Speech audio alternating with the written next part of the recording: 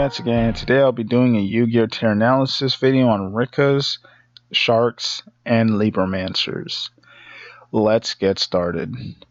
First up, we have Rikkas, and they're an Xyz archetype. They're a plant Xyz archetype based off of water monsters. So let's get started. For the pros, this deck has good monsters. And this deck also has good spells and traps. I'm not going to say great spells and traps because some of their spells and traps are absolute doo-doo. But some of their spells and traps were actually made better by the field spell. So that's pretty nice. Because with the field spell, that one continuous spell card is not as bad as it used to be. Because now you can actually just tribute a bunch of your opponent's monsters at... Sorry, be patient with me, I'm sick. And I really, really wish I wasn't anymore. Anyways, the field spell actually makes really great use of your other spells and traps. So I guess you could argue that this deck does have great spells and traps, but it's mostly just a field spell putting in most of the work. This deck also has good generic plant support in the form of Lone Fire as well as Solar and other plant stuff. I mean, there's so much generic plant cards, I don't think I could list them all. This deck can set up disruptions in the form of your Rikka Queen, your Teardrop, as well as, like I mentioned, the field spell and that continuous spell, which you could basically set off with the field spell, or any of your trap cards, because in your trap cards, you have the option to tribute, so if you have the field spell on the field, you could just tribute any of your opponent's monsters just to use the effect. Just use the effects of your cards. So I feel like that is actually decent enough disruption as is. Also, I forgot to mention that this deck also likes to go into the extra deck, and you have a lot of generic plant extra deck monsters to work with that do form negations. So I guess I was capping to say it's a tier 3 deck. I guess it's tier 2.5. Because, I mean, I forgot about a lot of the extra deck stuff you can actually do in this deck. Also, this deck is fairly versatile. Like I mentioned, with the extra deck, you basically have that rank 9 Periton monster. You also have access to, like, I think some other ranks. I forgot. I forgot a card or what it was called. But I think it's like a card that basically allows you to shuffle. Oh yeah, it's a Sylvan card. It's I'll say. Yeah, basically you have access to that as well as a bunch of other stuff in this deck. So, oh yeah, and you also have that one generic Link monster that you could also use, as well as your Romage stuff. Like I mentioned, this deck has a lot of good generic plant support that you could work with, thus making this deck really versatile. And this deck is also fairly consistent. The only con that I could think of is they can't play through 2+ disruptions. And the only reason why I would just say that this is the only con, because, fun fact, when I was recording a bunch of Rikka duels, I just went on a crazy win streak, and I didn't lose once with this deck. I know, that's really shocking. I just didn't lose. I won 7 games in a row with Rikkas. Who could have seen that coming? Anyways, so because of that, I just couldn't really see any flaw in the deck. Shit, I was even beating BES, and they had me under the skill train and everything, and I was still whooping them. I genuinely didn't think I was going to win that game, and I won. And I did also upload that duel to YouTube, so again, check that out. For power, I'd give this deck a 3 out of 5. For defense, a 3 out of 5. Recovery, a 3 out of 5. versatility, a 3.5 out of 5, and for consistency, a 3 out of 5. Some of these stats could easily be bumped, like consistency, because there are certain engines that would give this deck far more consistency, as well as recovery. So I feel like those stats should vary, but usually when I do these things, I do look at it from somewhat of a peer standpoint. So overall, this deck is a tier 2.5 or tier 3, depending on who you ask. Next, we have Sharks. And Sharks became even more powerful since the last time I talked about them. And their new support's pretty nuts. For the pros, they have great monsters. Most of their main deck monsters are actually pretty good now. They have great generic fish support. They have decent protection. They can swarm very easily, especially considering the new one basically allows you to just search as well as special summon directly from the hand. So, oh yeah, and I think it also has that same clause that the previous new Shark support had that basically allows you to exceed, like have it be treated as a level 4, 3, or 5 for an exceed summon of a water monster, which is pretty nice. I love that. This deck can recover fairly well because, like I mentioned, if you get that card, you're basically in a sweet position. Or if you even get Buzzsaw Shark, that's pretty nice. And you also have that one spell card that basically special summons fish monsters from the graveyard. If you actually use that card, you can basically just search and basically get yourself back into the game. I mean, granted, you have to search the monster you resurrected with. With the spell card, but that's not too much of a problem since there's a lot of cards in this deck that can net you advantage or allow you to jumpstart a certain play. So I would say that this deck can recover fairly easily. This deck can set up disruptions in the form of Shark Lancer, as well as, if you want to go the totally awesome route. I hope that card gets banned. Anyways, I think there was like another form of disruption, but I forgot about it. Yeah, I forgot about it. Because this deck also can search those generic XC spells and traps.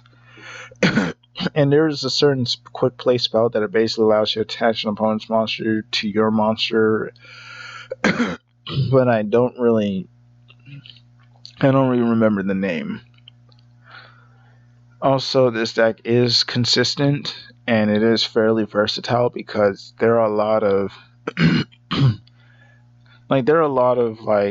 Xyz monsters this deck can work with, despite them being locked into water monsters.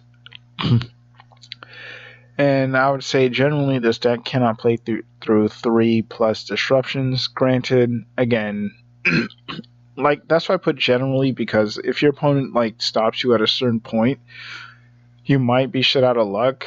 And if you don't have, for example, Buzzsaw Shark and that one shark that basically searches when it special summons itself, those two cards are really good to have in your opening hand. Because if your opponent does have an Ash Blossom or a way to negate one, you can basically just use the other. And the cool thing is, I guess cool and bad thing is, Buzzsaw Shark isn't a trigger effect. It doesn't trigger as soon as it's summoned. You have to manually activate its effect after you successfully summon it to the field. So you could just bait out negates with that. Like you normal summon your Buzzsaw Shark, then you try to use the shark you have in your hand that special summons itself, and your opponent can either choose to negate that or wait for you to activate the Buzzsaw Shark effect to negate that one. And also there's another one that basically allows you to have a monster. I think you have to target a water monster. Also, there's many different builds you could also do with this shark deck, because there's also one that revolves around that one jellyfish number monster, which was pretty annoying. But yeah, like I mentioned, there's many things you could do with this deck. It's fairly versatile, and and it can basically juke disruptions. But you still have to get fairly lucky with that. So that's why I put generally instead of it can. For the stats, I give it a 3.5 out of 5. For defense, a 3 out of 5. For recovery, a 3.5 out of 5. Versatility, a 3 out of 5. And for consistency, a 3 out of 5. For versatility, I should give it a 3.5 out of 5. Because there are a lot of different shark builds that you can make. Granted, some are way better than others to the point where you rarely see people play sharks the way I normally do, but there are a lot of different directions you could go with sharks. You can play them as an OTK deck or a strictly control deck. So overall, I'd say that this deck is a tier 2.5 deck. Next and lastly, we have Libromancers. And they're a ritual archetype that are surprisingly good. I mean, they have they have a bunch of ritual monsters, which you normally think would be a detriment to a ritual archetype, but they're able to handle it fairly well. Anyways, for the pros, they have great monsters. A lot of their main deck monsters basically net you support, except for the girl. She's the worst monster in the entire archetype. Because, I mean, she doesn't do anything. She basically just gives you the ability to ritual summon on your opponent's turn, which is only good if you're ritual summoning her ritual counterpart. So, yeah, she's kind of booty. She's not terrible, but she's not good either.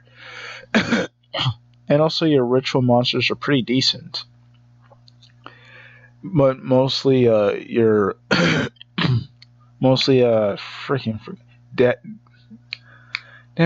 Doombroker. I don't know why I couldn't remember its name. This deck has great spells and traps, especially the field spell. The field spell actually makes this deck pretty playable. The deck kind of lives and dies off of the field spell. To the point where you might be wondering why I didn't list one terraforming as a con.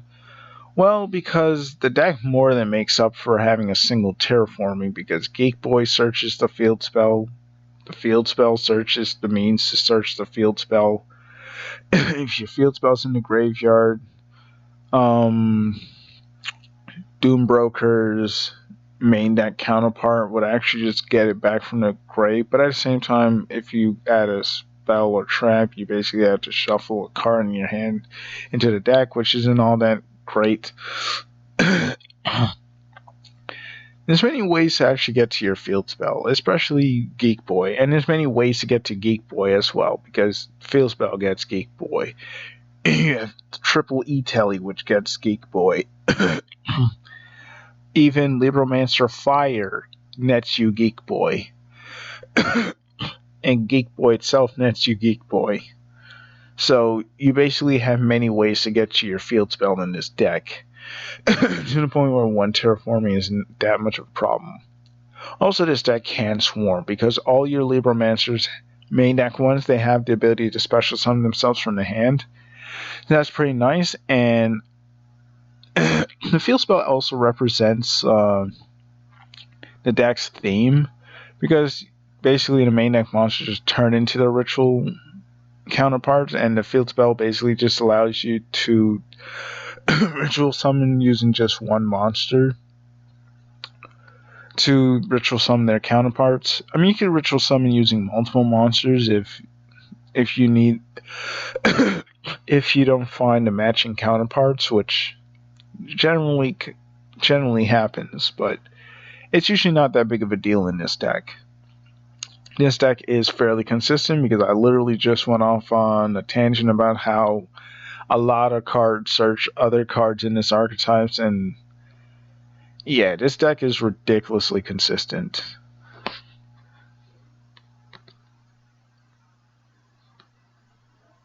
Had to change that. That was going to bug me. This deck is fairly versatile because you have non-destruction removal. You also have, by spinning into the deck, you also have cards that negate. You also have cards that you also have cards that freaking steal your opponent's monsters or prevent them from using their monsters for material. You also have cards that bounce cards to the hand. It is fairly versatile given what you have to work with because to my recollection, the main deck Libromancer monsters cannot go into the extra deck once they're special summoned using their own effects. So that is something. And you only have like 4 ritual monsters to work with, yet this deck still feels fairly versatile. And this deck has good recovery because Doombroker's counterpart's effect is really great. Doombroker himself also allows you to net advantage, as well as the fact that like the counter trap, if you use it and negate an opponent's effect, you can basically just special summon one of your main deck monsters from your grave or hand, and those monsters pretty much get you something back when they're special summoned, which is pretty nice. And this deck can set up disruptions. Not absolutely amazing meta-defining disruptions, but they can set up decent disruptions. For the cons, this deck lacks non-targeting removal. For all the removal I listed, most of them, if not all of them, require you to target your opponent's monsters and cards. And the final con is generally they cannot play through 3+ disruptions.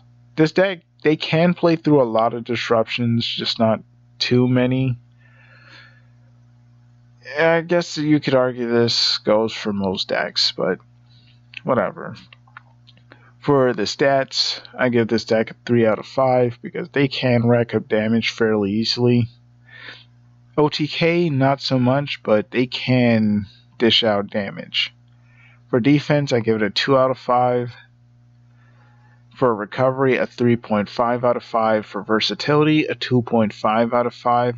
And for consistency, a 4 out of 5. Overall, I'd say that this deck is a tier 3 deck. Anyways, tell me what you think about Rikkas, Queen, Shark, and Libromancers, and tell me where you guys think they rank as far as power levels go. And it's been me, your boy Blue Getziga, and I'm out.